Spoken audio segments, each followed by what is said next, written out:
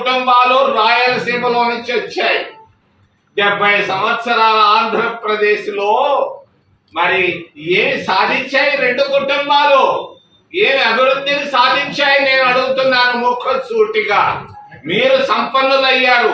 నిరుపేద కుటుంబంలో పుట్టినటువంటి వైఎస్ కుటుంబం, మరి చంద్రబాబు కుటుంబాలు సుసంపన్నమైన కుటుంబాలైన బిలియనీర్లు అయ్యారు.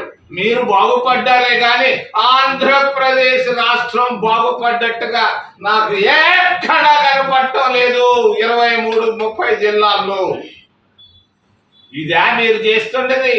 మళ్ళా రకరకాలుగా అబ్బో ఉద్యమాలంట. దేనికయ్యా ఉద్యమం?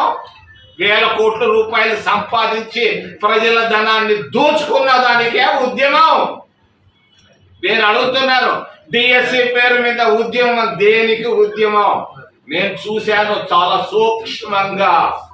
డిఎస్సిలో పొరపాటు 10 మందికి ఉద్యోగాలు ఇచ్చి ఉండొచ్చు. ప్రతి రాజకీయ నాయకుడు చేసేదే తన వాళ్ళకి ఇచ్చుకుంటాడు.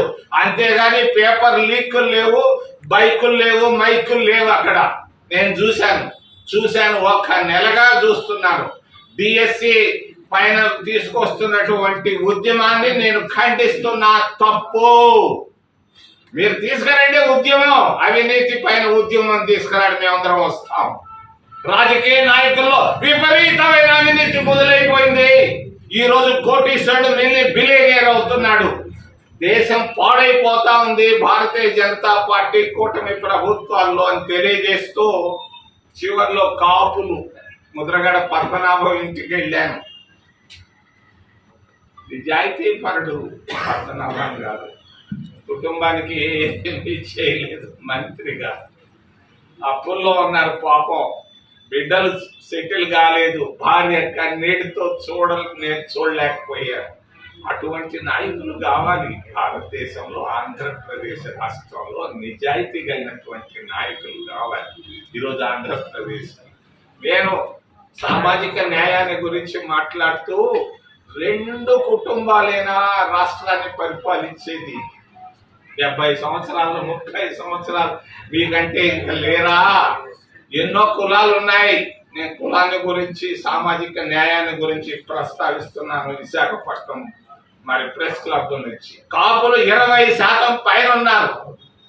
ఏమి కాపు ఒక్క రోజు కూడా ముఖ్యమంత్రి కాకూడదా అని నేను అడుగుతున్నాను.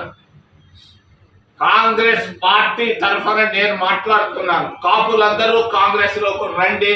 మిమ్మల్ని 29లో రాష్ట్రానికి ముఖ్యమంత్రి చేసే బాధ్యత చింతామోహన్ గా నేను తీసుకుంటాను. మరి నిజాయితీ కలిగినటువంటి కాపు నాయకుడిని రాష్ట్రానికి ముఖ్యమంత్రిని చేసి రాష్ట్రానికి అభివృద్ధిని తీసుకొస్తామని తెలియజేస్తూ ఏదైనా ప్రశ్నలు ఉంటే అడగమని మిమ్మల్ని చేతులెత్తి ప్రార్థిస్తున్నాను. Doctor Kishore Ratnam NEET academy 2026 NEET results.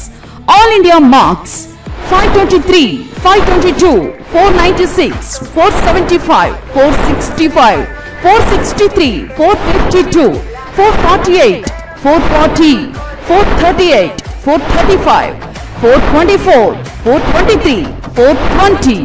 ప్రతి ముగ్గురిలో ఒకరు doctor. 2027 NEET long-term coaching classes starts from July 24, 2026.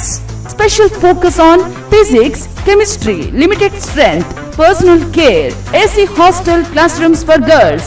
NEET లో 300 నుండి 390 మార్కులు మరియు ఇంటర్మీడియట్ లో 950కి పైగా మార్కులు సాధించిన విద్యార్థులకు ఫీజులో ప్రత్యేక రాయితీ కలదు. డాక్టర్ కావాలని మీ లక్ష్యం అయితే సాకారం చేయడం మా ధ్యేయం. Doctor Kishore Ratnam NEET academy, DMart ఎదురుగా, మాగుంట లేఅవుట్, నెల్లూరు.